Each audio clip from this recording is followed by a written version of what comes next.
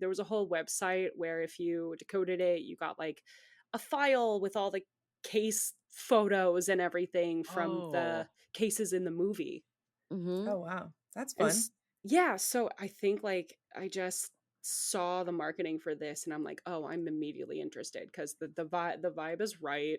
Because you grew up with an investigator for I a grew up mother, with and an so you investigator. were I like also literally like, I've been training for this. Give yeah me the information. And they also had the my billboards around LA that had the phone number as well that you could call and mhm. get and hear his creepy voice. My stepfather was a homicide detective for 30 years. Ooh, wow. Welcome to Horror Movie Survival Guide, Disco Citizens, the podcast where gorehounds And best friends, Terry Gamble, and Julia Marchesi break down a different horror movie each week, exploring a multitude of genres, subgenres, and subgenres, classic and cult, international, and underground flicks alike, determining which films are the goriest, and offering up Horror Movie Survival Guide tips to help you stay alive. Hey there, Disco Citizens. Welcome to another fine, fabulous episode of Horror Movie Survival Guide. Oh my goodness, Julia, I'm so excited. How about you? I am always excited when we have guests because we get to talk about horror from different angles. This is what I love, discussion of art. And today we get to Yes. talk to someone that we know in real life, so it's going to be super, super fun. Oh, even better. We love Lauren. Lauren Cupp is our guest today. She's a performer, personality, and jack of all the trades in the Southern California horror community. She can be found in a myriad of places, most recently on stage at Saw the Musical. So great. And yes, she gives riveting performances every month at Pop Culture Hell about the questionable nature of Cary Elwes' accents and which Saw character would be best to smoke weed with. Otherwise, she's frequently found at any given movie palace in LA. That's so true. And she was once described as the saw-trappiest gal in SoCal, which is so true. She'll never let that title go. Absolutely. You need to get it like plaqued and mounted and like put over a wall somewhere for yourself, Lauren. And why do we not have you on an episode for Saw? Like, oh my goodness, we missed an opportunity, honestly. But you know what? There's 1,000 more Saw movies we can have her on for, right? Like there are you're right. million opportunities. Well, Thank you for having me for this one. I'm so excited. We're so pumped to have you here and to talk about another movie that you love, because I know you don't just love Saw obsessively, you love lots of things obsessively. So Yes. I appreciate that for you. I know those feelings, and I appreciate your Osgood Perkins shirt today. Very nice. Thank you. We will be talking about Longlegs a little bit later in the episode, but first we get to talk about Lauren and your horror origin story. So we reach back into the depths of the memory, and what is the first ones you can remember, and how did they affect you? Yeah, going back into the Mind Palace a little bit. Yeah, how did you fall in love with horror? When did you fall in love? Like back in the day? How did this happen? Well, I guess it started out with my mom showing me a lot of movies that I didn't like at the time. She's like, "Oh, here's Poltergeist." Here's Poltergeist, and it's totally good and cool. And I'm way too young for that. It was PG. A lot of parents made this mistake. I remember, but also just watching like ghost hunters and really getting into the paranormal. My mom was a ghost hunter at the time. No, wait. Okay, stop. We gotta go. We are sidetracking onto mom. We gotta know what the fuck. Yeah, so I grew up in Colorado, and she had a group called the not the Atlantic Paranormal Society, the Para FPI, Front Range Paranormal Investigations, that was connected to the show Ghost Hunters a little bit. And yeah, I grew up going on investigations with her, maybe a little too young. So imagine like baby Lauren, like going into like graveyards and haunted houses. I can. Maybe a little too young. But I was never really afraid of that stuff. I really liked the paranormal stuff. I love paranormal movies and shows. But like the first thing that actually got me into horror was seeing Re-Animator in college years later. Okay, so you were spooky, but then the movie kind of like goes in a different way, because there is the paranormal and horror aren't exactly the same thing, but you have to. Growing up with a mother who's a ghost hunter, I would assume that you do believe in ghosts. Am I correct in that assumption? Yes, I do believe in ghosts. Okay, cool. So do I. I've had my experiences, but I mean, I got to hear one at the Winchester Mystery House. So I did. She does have photographic evidence of one that she saw. It's pretty good. I want to see But it. yeah, Send it to me later. Yeah, she okay. will. I will, definitely. I always am like, you Yeah. want to see my ghost picture? Because I'm very Yeah, proud of yeah, it. Because it's I always really wanna a see ghost. ghost My pictures. favorite is when I show it a picture, they're like, nope, some people don't. So there had to have been some childhood incident while you were doing that. Can you share something that happened that changed your mind? Or that Yeah, made you there was believe. yeah, so I was never really scared of ghosts because it was just such a like a weird thing that I just had in my household. Like everyone just talked about ghosts. I'm like, oh, that's really cool. Be on the floor listening to my mom like listen to and like try to decipher EVPs, okay, which was always super fun. yeah, it's But I childhood remember, bonding yeah, time. I like it. That is wild. I did not. Yeah, This is like I'm learning this in real time right now too, and I'm like floored. yeah. That's so wild. I didn't know. it's Oh my just like a goodness. regular Saturday night. All But right, I everything makes remember so much sense now. everything Yeah, makes sense. it I was makes never so much scared more of sense. everything. Yeah. Okay, But there was good. like one night when my mom came home after an investigation, I think in like Black Rock, which was like the casino part of like the mountain casino town in Colorado. Mm-hmm. And it's weird when she comes back like before 4 a.m.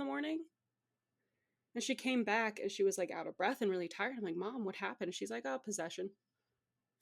No, what? Just out of the blue. She's like, yeah, someone tried to Tried to hop into her body and she got the hop, away. body hop. Yeah. And that was, that's scary. That's always Wow, yeah. scary. Don't love that. All right. Okay, Well, so we dabble with ghosts. Like, sorry, I was like, what? yeah, because This possession's is a why whole. Julia. I know I just like threw a always lot like, at you. no. This is great because Julia's always telling me, she's like, be careful when you're doing like Ouija board or whatever. Like, make sure Dude, you're actually, clear. Yeah, see. So, but hearing you say that, it's like actually maybe do watch out. You know.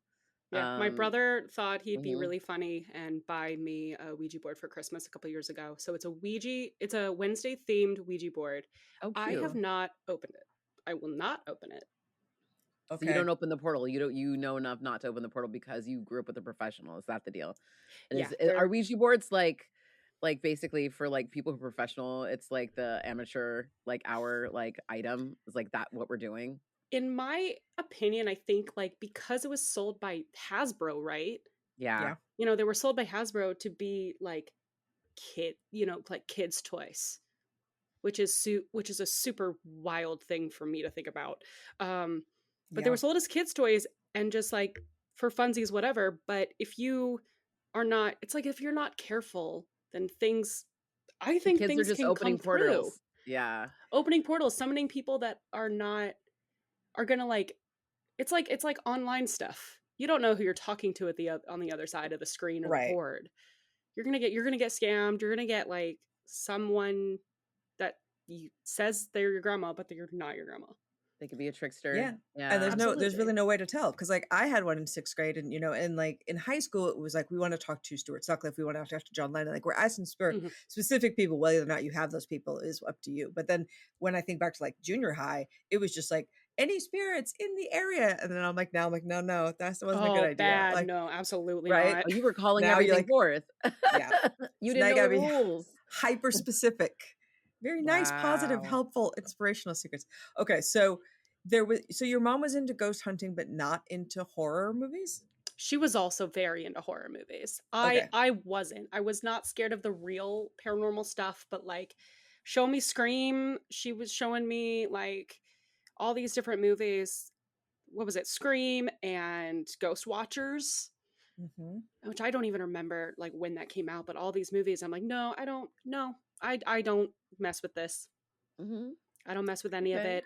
And then What changed your mind?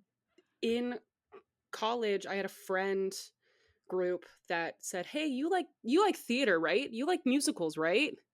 And I said, yeah, absolutely, I do. Well, we're gonna go to a production of a musical based on a movie, and that movie is Re-Animator. So I saw Re-Animator the musical before I had ever seen the movie. So And good. it's You are both so super fans. good. That's one thing I know about both of you. Both of you, Yeah. that show changed your lives, I think. But Absolutely. crazy that you saw Graham Skipper as Herbert West before you saw Jeffrey Combs. Interesting. Yeah. And that kind of like switched my brain onto like, okay, I can handle this as a movie. Okay, I think I can handle more like 80s stuff. So I watched Evil Dead. I watched Hellraiser, and I don't know why that was the next, Because movie you're after that. You're going hardcore now, and hard. that's how it goes. I guess I just went hard, and I went hard and fast, and Yeah. fell in love with the 80s horror movies that were less scary, I guess now, but more like, formative in how I, love that kind of horror movie now. And then it all is downhill from there, honestly. I mean, I don't know. I don't see it that way. I feel like if you're hanging out watching Stuart Gordon Productions live, that's a pretty sweet place to be, right? Right? To kick off your love of the genre. So we go from Re-Animator kicks it off, and then which was the first? So was Saw the first one you became like obsessed with, or had there been others Or along is the it way? the other parts of the Conjuring? Because I feel like you're like a big Ooh. Conjuring series in that era. Like you're James Do Wan. love The Like, Conjuring. I did see. tell me, yeah. I saw The Conjuring with my grandma and my Ooh. mom. Okay. And my How did mom's grandma on and my mom like it? well, my mom loved it. She has some things to say about the Warrens, but Yeah. but sure, she's on as my a left. professional. Mhm, Yeah, mhm. she's on my left, like being like really pumped up and hyped about it. My grandma's on my right, like death gripping my arm. And that was the first movie I like showed my friends. Mm. Like I was like, you need to watch this movie. This is crazy. This is amazing. That's my entire life. That's all I yeah. do. If you're my friend, I'm like, hey, watch this movie. It's great. I'm going to watch you watch this movie. Awesome. Yes. But yeah, it And was this- The and looks on your Conjuring. face. Like Mhm. Re-Animator was also a huge one. That was the first one I got like really, really into. Phantom of the Opera has also been like a favorite. Yes. All the versions. There's Yes. this Charles Dance miniseries that I Oh. love because he portrays a phantom that is just so like snarky and sarcastic, but also like hyper romantic. That's what I you don't know. I want. just loved it. You love Charles it. Dance also just incredible. Yes. And then Saw. I think that was the next big one. It's like, yeah, We have to talk about Saw. Saw. I'd be remiss if Of we don't course. talk with you about Saw, and like, what do you love about Saw so much, and what keeps you, I guess, like attached to this franchise? And then we'll talk a little bit more about your journey, because I want to know about your journey from being a fan to all of a sudden being a part of it is through the musical. Yeah, again, group of friends post college are like, hey, we're gonna sit down and watch all of them, or as many as we can. Okay. Right. I had gotten like I had prior knowledge of Saw because a kid in my middle school science class like would not quit describing all of the traps in gory detail to me during class. So I just had like, for like 10 years, I'm like, okay, I have like knowledge of what a needle pit is, but I don't know what it looks like. Mm-hmm. And wow. So I watched the first movie and I just fell in love with it because I was really interested in like the thinking, like this like moral code that John Kramer has. I was less into the traps and more in like the moral code and everything, being like, what do you okay, think well, of the why? moral code? Like, why does someone think this way? Are they justified? Like, what is happening? I went on like so many YouTube deep dives of like that philosophy and like what the Saw movies mean and everything. Well, please tell me. I don't know what they mean. I would love to. If there's a greater meeting, I would be delighted to know. I mean, like the meaning of like, if you don't appreciate your life, then I'm gonna like essentially we're gonna be put in a trap and essentially like made to appreciate your life. If you make it out alive, then that means you have a new understanding of your life and your place in the world. It reminds me a little bit of like Flatliners, Julia, like we covered a few weeks back. Oh, I just watched Flatliners. Yeah, it's so good. coming. Yeah, and we were watching it to cover it and like talking about like it's a similar kind of thing where it's like they want to experience near death so they could have a better understanding of life in a way. Yeah, seems to be the end game, but also like bad idea. Also bad idea here too. Like it was making me think about the Tyler Durden driver's license ploy in Fight Club, where like I have your thing, and if you don't go on the path to get what you really want in your life, we're gonna come back and like beat you up for it. And I'm like, it's pretty good incentive to do stuff if you're like, all right, I have to do it or they're going to come attack me. That's for the short term though. I think this is all for the short term. Yeah. because you watch Saw movies and it only works on like two people. And the two people it works on end up like not incredibly like back to society normal, like I'm guessing John wants people to be. Right. It's very weird. So which is the ends do they justify the means? Like it's just no, like absolutely if not. that's the goal. Yeah. But I still love that. Out of all of them, which one is your favorite? Is it the first one, or is there another one that, because I have not seen all of them. I've only seen the first one, but I hear that if you watch all of them, that there is a great payoff near the end of like a circular kind of thing. Yeah, there's great payoff in 7. And this is unpopular, but I do love Saw 7, the final chapter, even though it's not the final chapter at all. Like Friday the 13th Part 4, the final chapter. You're like, oh no, not even near the final chapter. They haven't gotten to 13 yet. How could you say that at 4? Yeah. Like, there's no way. Like that's not even completing the number in the franchise and the title. Right. Yeah. But the first 3, I would say, are like the greatest in terms of like storytelling, in terms of emotional payoff. They're the ones that have the great like end scene with everything coming back full circle. And yeah, but the first one will always be my most favorite for sure. It's so well done.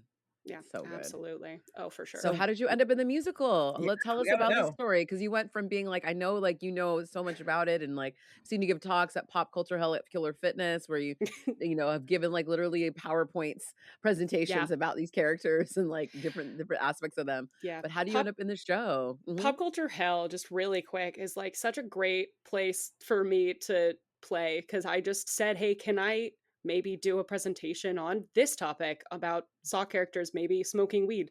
And they're like, yes, absolutely, this is the perfect place for that. So it has been a very good place to like satiate my need to like yell about all of these characters all the time. But I love that. Yeah, and so many great other presentations. Just nerd. It's like nerd night. Just but with a horror twist. It's so fun. It's so great. And you were there my first time I did it too. Yes. You were great as well, Terry. So fun. I gave my talk about Andy from Pretty in Pink's dress, and the egregiousness of that. For those who have not seen that film in Pretty in Pink, please do check it out. And let me know what you think about her dress. I can add it to my presentation. Maybe I'll add thoughts from the community. Community says bad. Just bad. So did you come across a legit audition casting notice, or were you brought into the Saw community? So I saw this show in 2024. It was in LA for like 3 weeks, right? I went to it I went to the show like maybe like 5 times in LA, because I'm like, oh, I love the story. I love what they did with it. It's the first Saw movie, but it is all like the gay subtext of the 2 men in the bathroom. That's what it is. And it's beautiful. I told my friends, we were like, I wear my Saw the Musical shirt. They're like, wait, what? I'm like, oh, it's gay and it's so good. And they're like, wait, what? I was like, yeah. And so good. And there's blood kissing, and there's a splash sound. Yeah, boys kissing, blood. Yeah, absolutely. Thumbs up.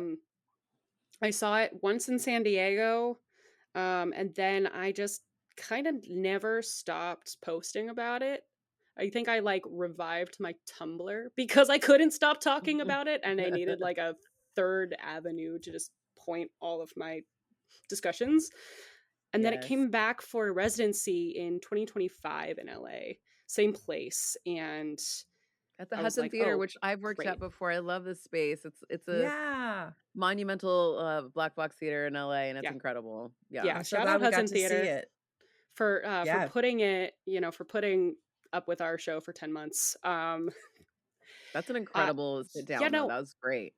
It was great, and I went a bunch, and I got to know everyone, on stage and behind the stage, and I just kind of like stuck around until they're like, do you want to learn the ASM track, the stage manager track? I'm like, yes, sure. Do I want to be like dumping like dragging a body on stage and like filling up blood packs for our Dr. Gordon to like spray at the audience when he cuts his foot off? Yeah, absolutely. I want to do that.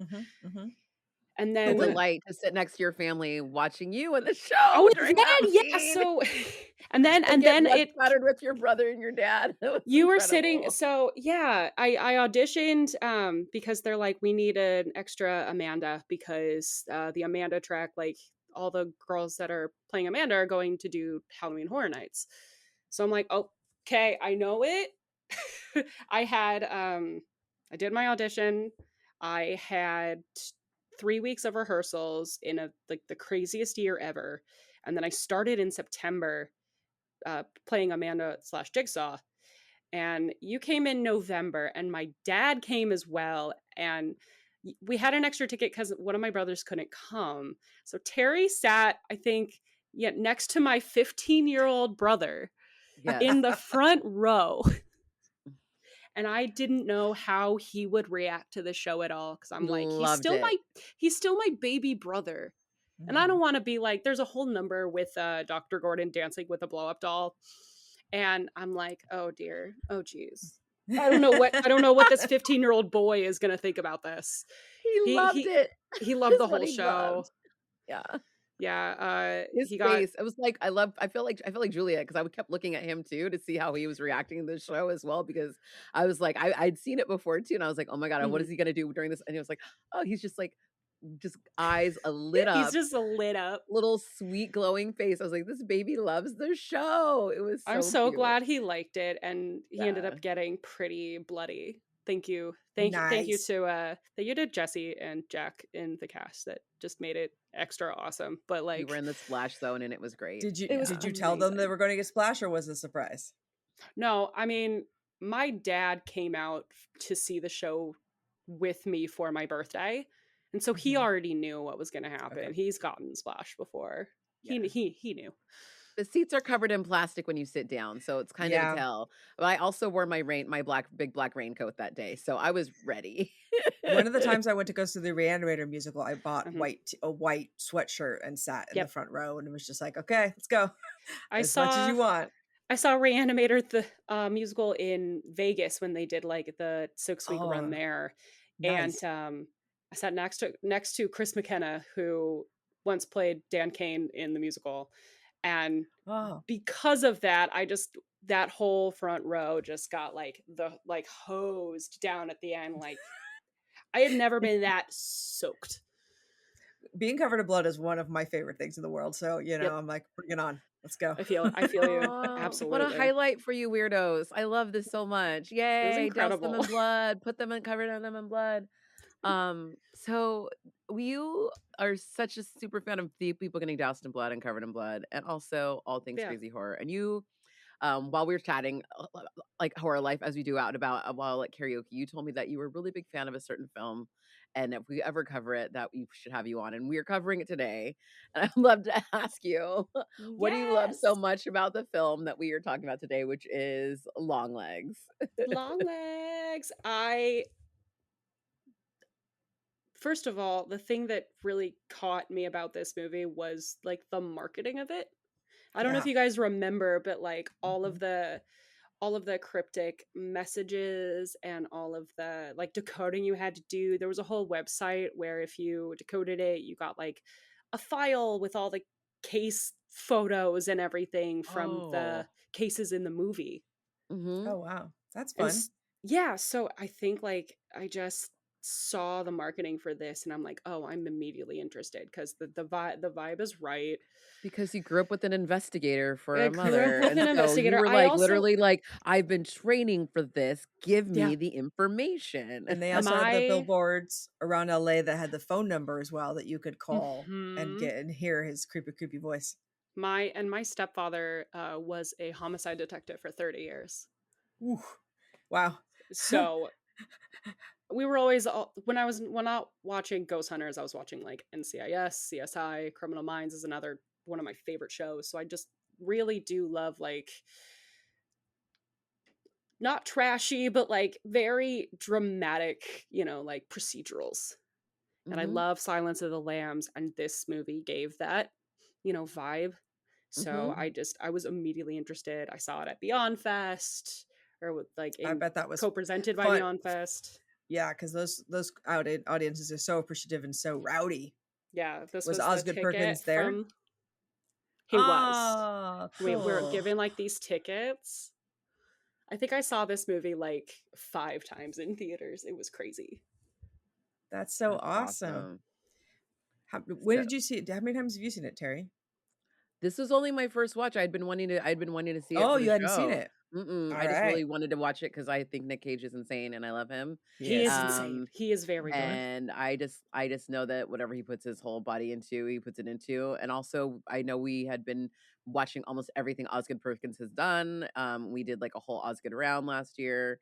And so I was like, we need to complete. Following you, Julia. I got to complete the circle. You know how it is. And now I do. I know. I'm like, I gotta know. So I was very curious. Seeing the snow, seeing like the Osgood tropes. It's like there's snow. There's gonna be some cool old houses. And there's some Satan for sure. And like, some like character actor going insanely ham. And I was like, check. This is true, but I feel like I like Osgood Perkins as a director because I feel like you take all of his movies and they're all very, very different. And super like, different. He's not someone who you can predict what direction he's going to go in. And I look at Gretel and Hansel versus this, and I'm like, they're just totally different movies. And I love worlds. That he's really. I feel like he like pushes the boundaries of what he could do as a director in all of his movies, and it's visible, and I love that. Cool shaped house in the middle of nowhere. Cool shaped and a weird old character actor going ham. So it's like there's still those pieces, but like visually they're so different, which is I think really cool too. Yeah, I've loved the new Osgood trilogy, I guess we can call it. The new trilogy of movies, because they're all so different. But like they all hit on different subject matter entirely, kind of.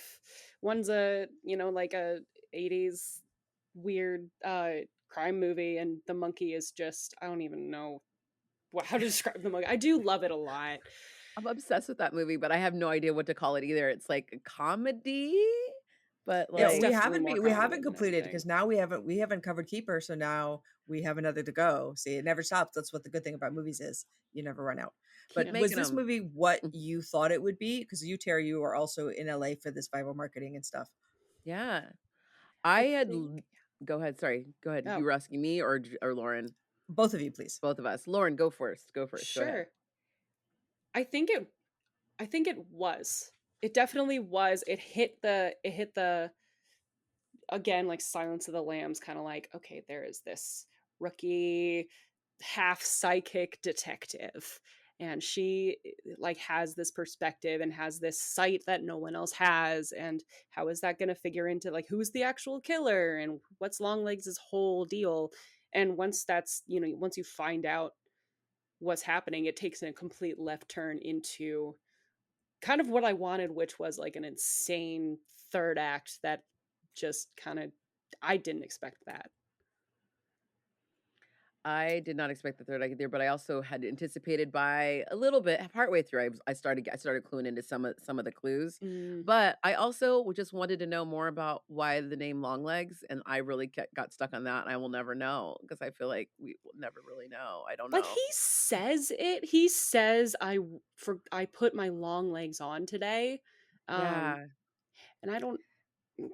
That's the only other mention besides how he signs it. Yeah, there is a fan theory that you could say Daddy Longlegs. Sure. Right. So that could be what it's trying to infer. There's also I watched this movie again this weekend, and I found him when he said, I put my long legs on today, and then he bends down because he's talking to a child. Like he's trying to endear himself to a child. Like, I wore my long leg. I think it's just some weird line about him being an adult. A tall man. Being a tall man and trying to endear himself to a child because he goes, some of the most that's how he endears himself. Terrifying special effects makeup I think I've seen. I can't like my eyes don't like it. My eyes like, please stop looking. They're like, please stop. It's so uncanny valley, right? So uncomfortable. Yeah, he's so uncomfortable to look at, and you're not sure what effect he's trying to get to either. Like it doesn't, like that's the thing, it doesn't compute. Like it's so frustrating, and I love that though, because it makes me so uncomfortable. But I think almost everybody, honestly, even Alicia Witt, seeing her at different Oh phases my of her life, God. and I was like, she's a okay, Julia, she's a Hallmark queen. Like she does all the She's Hallmark movies. Does she? so attractive. She's She's so hot. so She does, like, attractive. she's redhead gorgeous. Like she does, she's in one of my Very Merry Mix-Up, one of my favorite Hallmark movies. I have it on DVD, Julia. That's how hard I ride for Wow. I love this this for Hallmark you. queen. So I the love fact that this. I love that she does both, because she's one of the people who, like, she was in Cecil B. Demented with John Waters. Like she's like been like, she's done a bunch of like weird ass stuff, but she'll also Well, be Terry, like, we haven't Hallmark gotten there girl. yet, and this is not a major spoiler, but she will show up in Twin Peaks. So Oh, of course she will. we're watching Twin Peaks. Terry's never Wait. seen it for the first time, so Wait, no when did- spoilers. Okay, I forgot I totally spaced that she shows up. She's in Twin Donna's. Peaks. She's Donna's sister. You see her play the piano. Oh my God. Mhm, I need to that's her. rewatch Twin Peaks. Yes, you oh my do. This God. is a good, maybe you got to come over and watch with us. So I've been watching, but that's incredible. So that's the first time So I saw her. So I have her in that weird David Lynch mindset to begin with. I so have the her Hallmark as a stuff, I'm like, Hallmark crazy. girl, which is so Okay. funny. She's been doing those movies for years.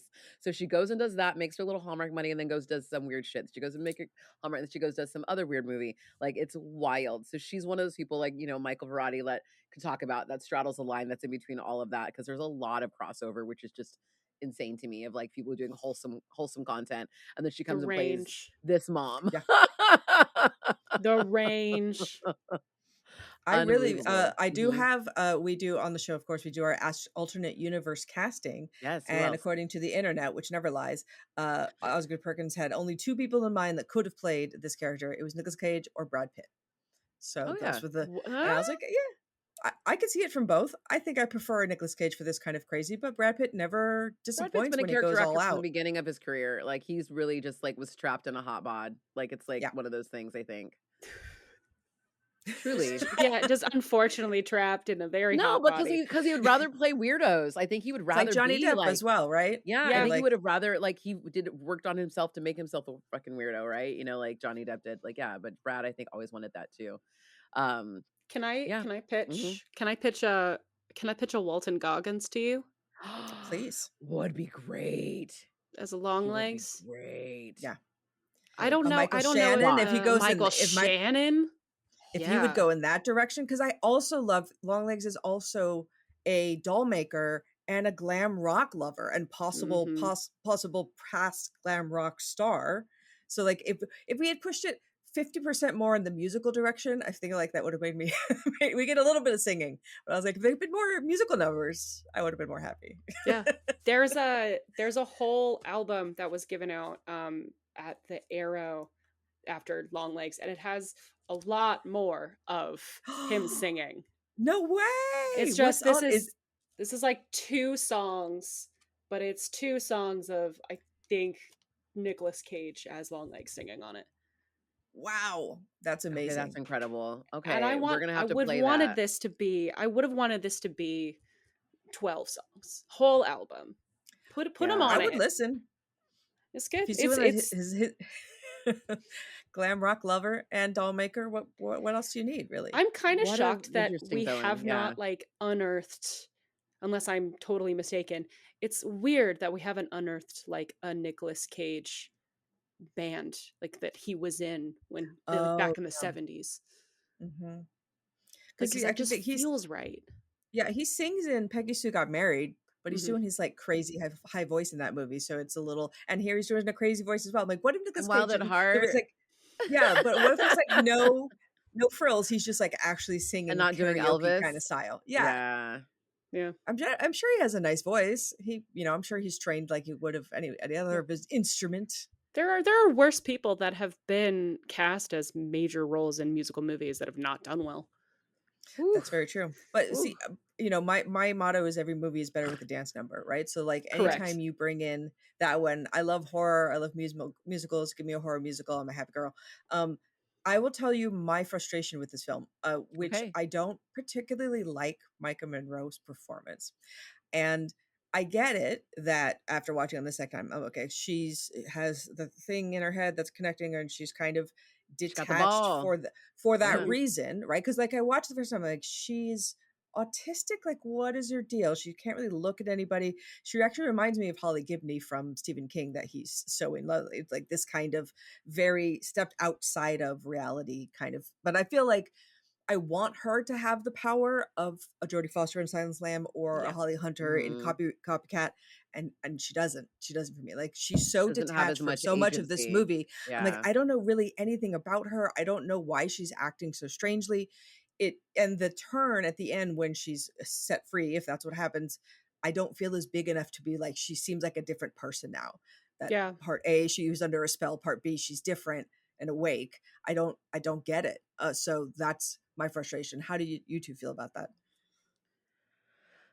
I wasn't frustrated by it. I guess I didn't have the same, baggage of that going into it, but I also really was wondering how much somebody's like how much she really was like that still anyway. Do you know what I mean? Though, like, was she closer to that madness than she realized?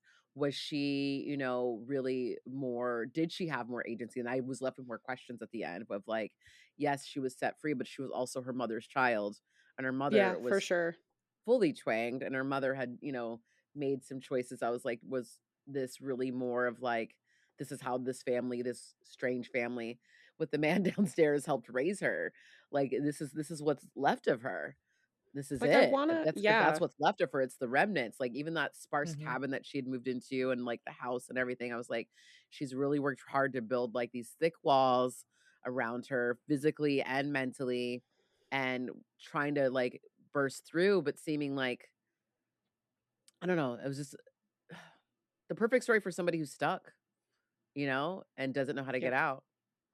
Yeah, I guess, and I would give her more leniency, but I feel like she gave a similarly kind of blank performance in It Follows, and I'm like, that made sense for that film, but I don't feel like it makes sense for this one. So that's just maybe a personal preference of my own. Yeah, I also wasn't her performance didn't bother me. It did make me wonder during the movie, like, okay, what did FBI training look like for you? Yeah. Like, how did you react in that environment? And also to think about, besides the there's this other detective, it's a minor role, I don't remember her name, that works with Blair Underwood. What's her name? I think it's Agent Browning. Oh yeah, Agent Browning. Maika Monroe is the only woman you see in this, in a male dominated FBI field. And so there's just a lot, I don't know, I feel for her, because there's just a lot going on with her that I can understand, like, why her characterization is so, like, not aloof, but like very distracted, very looking other ways and not being 100% like direct. I also think that if she had a 180-degree character shift after, her connection to her doll was severed, like, I don't know if I would love that. I think it makes sense for her character to kind of still be like, especially like right in this moment, like uber traumatized by all of this, but still having to go on. But yeah, I guess for me, it's like if it was a possession that now she is a spell that she was under, then now the spell is broken, kind of thing. I said, like, you would see a different version. But I just I just need more Nicolas Cage in this movie is what I need. I'm like, give me more. I also would like more Longlegs and Longlegs. I as do well. think, once are we doing spoilers? Yeah. Oh yeah, we always do. We always spoil heavy. We spoil it. Once Longlegs bashes his head in.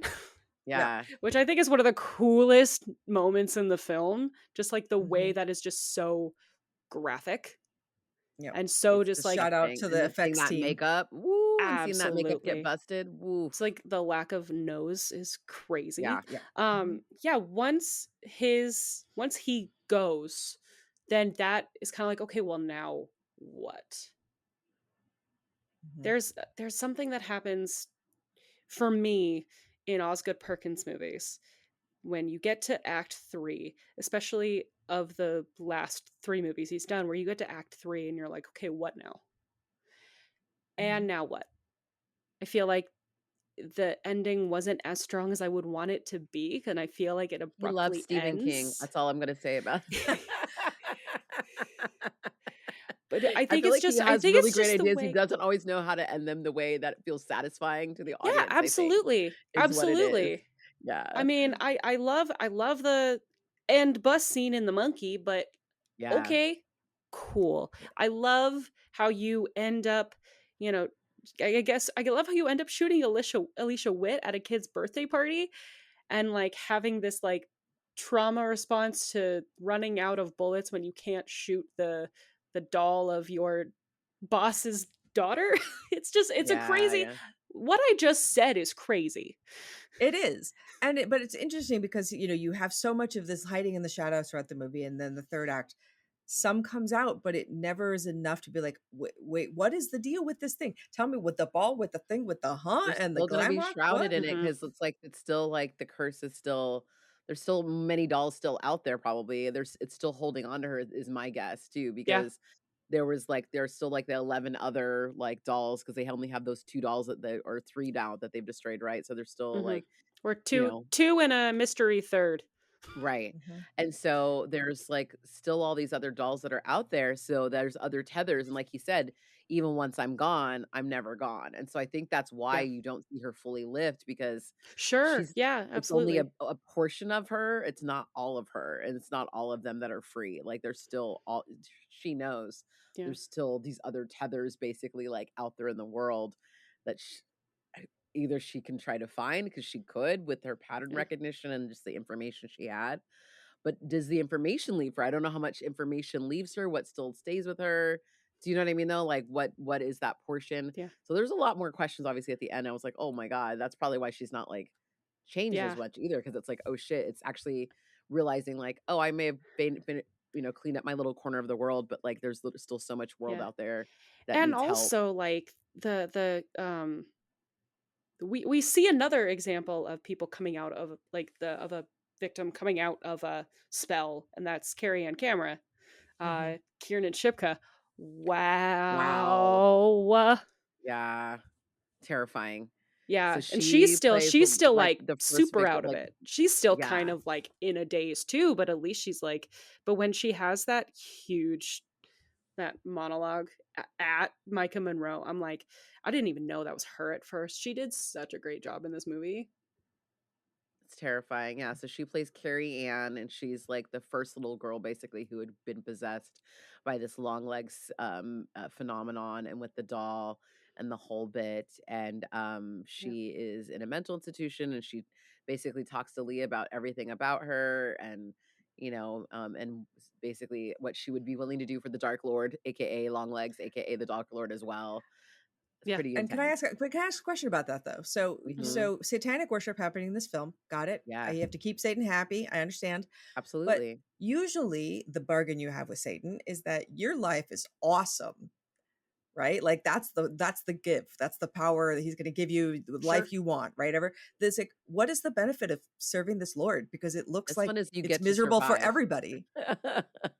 Yeah. I don't well, because Carrie Ann was supposed to die. The only reason she did not die is because she was at school when her father was murdering Doing the everyone else in the murders. household. So Mhm. Yeah.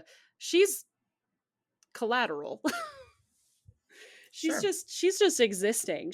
I don't believe that she was um But she and the doll really are meant both to. alive, But her right? and the doll are both alive. So I don't know if she's actually serving or not. I don't think she has really a She's choice. I think she possessed. just really just has this possession still. Yeah. Okay, because maybe Longlegs had like a past music career that was his heyday, and now he's still Probably. serving the thing, or what have you. So he was part of the Satanic Panic rock group. So what we do is we double feature this with like what was it, the Black Roses, and Yep, then we do Monster Core. a little monster core, and we get the devil, and I get the satisfying musical portion that we want. Splice it in when we reboot this, and we'll make it happen. And that's how we'll make the movie we want. Is what I I just don't heard. I know this doesn't have to do with like satanic worship and rock, but we should also watch Phantom of the Paradise with that, because Yes. that's That is glam satanic. rock up to 11, and That I is love that at its film. best. Yeah. I almost wore my Death Record shirt today, so we're all about it. We could have been twins. Look It at was. I that. mean, we got to see it at Vidiots with Paul Williams was there when they did they inserted the music back in that's supposed to be in, and the scenes they cut out and everything. It was incredible. So awesome. Beautiful. Incredible. Oh, I love it so much. Sweet. So do we want to do some ratings for this film, my dears? Yeah, let me do some gore factor for us. Yeah. Well, should we ask her question first? The question how do we survive? How you survive this movie. Oof. It's hard to and survive I feel like possessions. you kind of don't, right? Because like if Satan's pulling the strings, it's gonna do what he wants. Yeah, I mean, don't be the cocky FBI guy that's like, you want me to check this house? This house looks fine. I'll check this house. And goes to the front door and just gets shot in the face. You don't be that guy. You don't live wherever this takes place. I mean, this that's is a cop out, but in this one. Usually he's in the other side of the country, but I think he's in Oregon State. There was what the plates were, at least on the cop car. Okay. And there was quite a few mentions of the farms and stuff like that. So this one is up in Oregon. Or you don't have a relative with their birthday on the 14th. Yeah. Of any given month. Okay. I mean, it happens. Okay, some gore factor. 1, not enough blood to fill a Dixie cup. 2 is a puddle of blood. 3 is enough blood to gross out the average viewer. 4 is a bathtub of blood. 5 is run for the barf bag. I think the face smashing scene gives you a 5. That's what I wrote. I wrote 5 next to it. Face smash. That's why. Yeah, absolutely. It's an intense face smash. That's enough. And then seeing like Alicia Witt like stigmata'd and I do like all the different like the nun outfits she wears, and then she comes out like covered in blood. That whole montage is very fun. Yeah, it's beautiful. Absolutely beautiful. Alicia Witt, I love you. What a wonderful weirdo who also loves Christmas. Chainsaws, 1 if you're desperate. 2 barely qualifies as a horror film. 3 seen worse, seen better. 4 not too shabby. 5 phantasmagorical. This is a 4 for me, not too shabby. I like it out of the Osgood oeuvre. I enjoyed it a lot. I have more questions than answers, but I think that's great with a lot of cinema. Yeah, keeps me thinking. I really want to see. Also, the only thing that would make it a 5 for me if there was like 2 more Nic Cage scenes. I think because I honestly just wanted a little bit more Longlegs. Yeah, for me. It's a 3.5 for me, and I like for what it is, and I love the performances. Nic Cage especially. Like I was like, I could watch this character forever. I wish that there was more of that. But I felt, I guess I just felt frustrated with Maika Monroe's character, like a lot because like there was a lot of splitting up, right? It was like she splits up with the part in the beginning and there's trouble, and then she splits up with the lady in the car and there's trouble, and then that's because they wanted you to think it's her doing it. That's why I was like, she's doing all of it, right? Something I didn't think about. She's got to be doing it. The whole fucking movie. I was like, oh, it's her. Oh, it's her. She doesn't know it's her. She like has a mind break in herself, and it's her. And then I was like, oh no, it's her family. It's her mom. Okay. Oh, and he lives downstairs. That makes sense when they went to the man downstairs, the aforementioned man downstairs. That's interesting. Satan. I never thought about that. Huh. Yeah, I thought it was her the whole time. Till I was like, oh, it's her mom. That makes sense too. That's interesting. I will rate this a 5. I think it is my favorite of the recent Osgood trilogy.